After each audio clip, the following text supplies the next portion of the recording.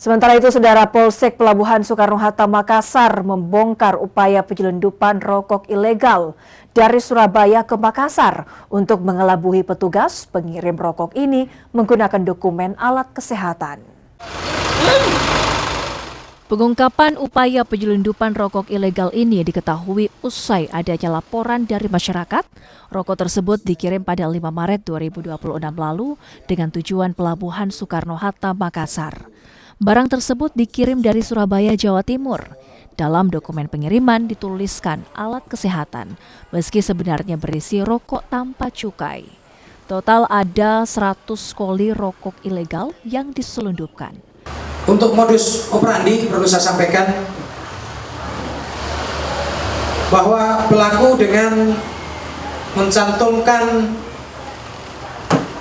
nama barang dalam invoice ini berupa barang-barang kesehatan. Di sini dicantumkan nama barang berupa sarung tangan medis, kapas, kemudian perban, plester, timbangan berat badan. Namun setelah dicek ternyata berisi rokok yang tidak dilengkapi dengan cukai. Kemudian yang modus yang lain, pelaku ini menggunakan segel.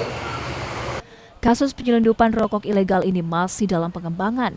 Polisi masih mengejar pelaku dan pemilik rokok ilegal tersebut. Rama Pratama, Kompas TV Makassar, Sulawesi Selatan.